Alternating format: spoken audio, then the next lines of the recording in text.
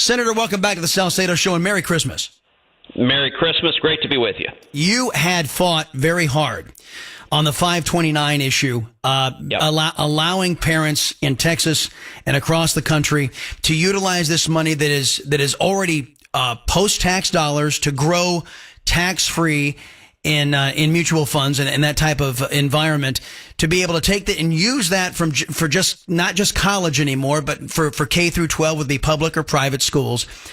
And you got a lot of pushback from your political opposition, and they targeted homeschoolers. And you observed something that I know personally, that the American left has a vehement disgust with homeschoolers. Tell us about the process.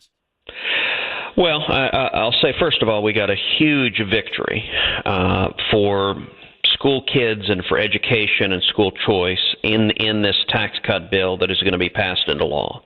And it was an amendment that I introduced that became the only amendment that was adopted on the floor of the Senate that added anything to the bill. And what it does, as you mentioned, is college 529 savings plans are immensely popular. Great many Texans use them, people all over the country. They allow parents and grandparents to save in a tax-advantaged manner for the college expenses for their kids and grandkids. And the amendment I introduced expands them so you can still use them for college, but you can also now use them for K through 12 education. You can use them for public school, for private school, for parochial school, for religious school. $10,000 per year per child you can spend from these plans of your savings to provide for your kids' education. It passed the Senate. Actually, the Senate divided evenly, 50-50. Mm-hmm. Every Democrat voted against it, and then the vice president broke the tie, and so it passed into law. It is the most far-reaching, the most significant school choice federal legislation that has ever passed, and it's going to provide an immediate benefit to 50 million school kids across the country. Yeah, and I'm so proud of you for doing that. But there was one hitch. There's about 2 million folks out there who were left out in the cold, and I think it's because they're not big enough a voting bloc for the Democrats to worry about.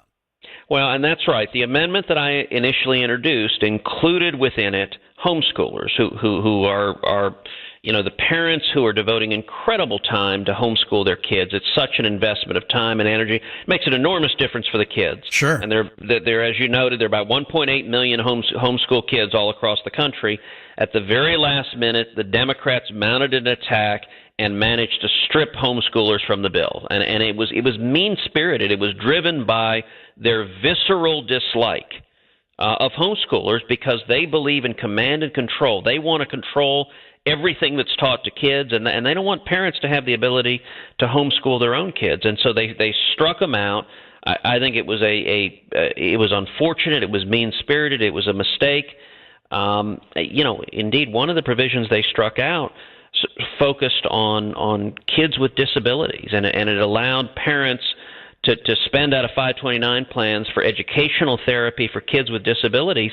As I challenged the Democrats on the floor, why are you targeting kids with disabilities and carving them out of this? How are you going to look in the eyes a child with disabilities from your state when that child asks you, why did you cut me out of this savings that everyone else can get?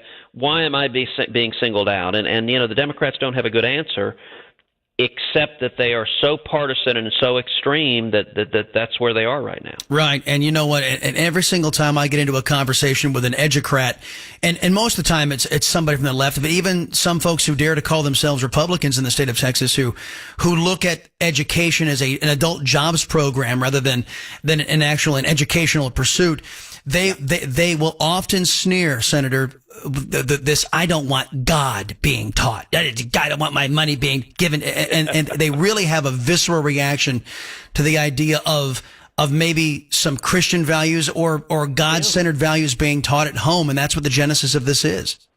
I think there is a real antipathy. I think you're right. And we're a country that was built on freedom and on religious liberty. I mean, we were founded by people fleeing religious persecution. There is a reason the first clause of the First Amendment of the Bill of Rights protects religious liberty. And the basic freedom every one of us has to seek out and worship God with all of our hearts, minds, and souls, and to live according to our faith and conscience.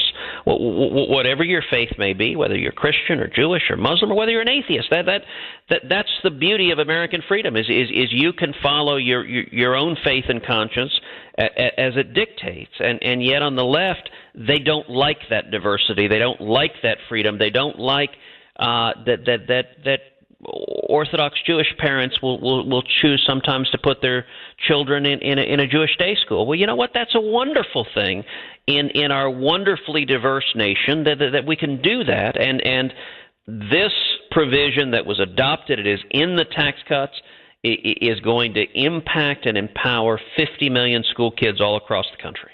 Our Senator Ted Cruz, our guest right now here, folks, on the Chris Salcedo Show. Let's talk about the bill itself. I think it's fair to classify this as more weighted toward corporate health and business health, and by virtue of the fact that the bill makes permanent and certainty in those tax cuts. And here's how I've given a synopsis. It is spot on when it comes to business and corporate.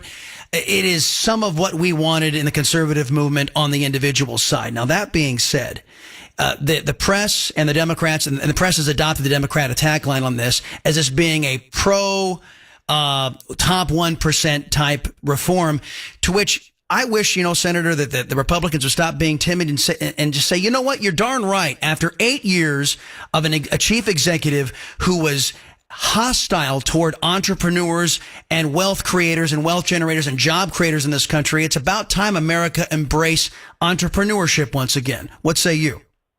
Well, this is a tax cut that is designed to do several things. The most important thing that it's designed to do is to create jobs. Jobs are my number one priority, because jobs are the number one priority of Texans all across the state. That's the number one priority. And so every day I wake up and go to work in the Senate focused on how can we have more jobs, higher wages, more opportunity, and this tax bill is focused on that. So on the business side, I think there are many good elements of reducing the tax burdens on small businesses, on farmers, on ranchers, on job creators. Let's take the corporate tax rate. Right now today, the United States has a corporate tax rate of 35%, which is the highest corporate tax rate in the developed world. It's higher than you look at virtually all of Europe. It's higher than England. It's higher than France. It's higher than Germany. Ireland, do you know what Ireland's corporate tax rate is? No. 12.5%. We're at 35%. Ireland's at 12.5%. And so what's been happening for the 8 years of the Obama administration is U.S. companies have been fleeing, taking jobs overseas, going to Ireland. Ireland is seeing a boom, by the way. They're seeing jobs explode when they cut the taxes on job creators, and it's hurting working men and women. It's hurting the steel industry. It's hurting manufacturing. Those jobs are going overseas. This tax cut cuts that corporate rate from 35% to 21%, which makes us competitive on the world stage. It's designed to bring trillions of dollars of capital back to the U.S. to invest in jobs and factories. And you know what? Within days, we're seeing the results as big companies are announcing. AT&T announced $1 billion in new investment as a result of this tax cut, and every single employee getting a $1,000 bonus. That's over 200,000 employees, a lot of them in North Texas. Sure. AT&T's done that. Boeing has done that. First Third Bank, Wells Fargo, Comcast, one after the other, raising wages and giving bonuses as a result of reducing the taxes on job creators. And that is good. Yeah, more to come. I've got about a minute left, and I wanted you to address something that hasn't been addressed because you have been a champion of this in the past. That is spending. As we're coming into 2018, you and I both know that all the tax reform in the world will be meaningless if we can't get this spending of Washington under control. You got any plans on the back burner? Well, look, you are right. Spending is out of control. The problem is structural, and I am a huge proponent of two structural fixes. One is a balanced budget amendment that mandates that Congress do what virtually every state has to do, which is live within our means. And two is term limits. Term limits goes right to the heart of the problem because you've got career politicians in Washington who keeps spending to get reelected. And I've introduced the term limits amendment. I'm the author of the term limits amendment in the Senate, and I think we need to pass both of those. Those are the biggest structural fixes. But let me mention also, tax cuts and reg reform produce economic growth, which is the most powerful tool for paying down the deficit and paying down the debt.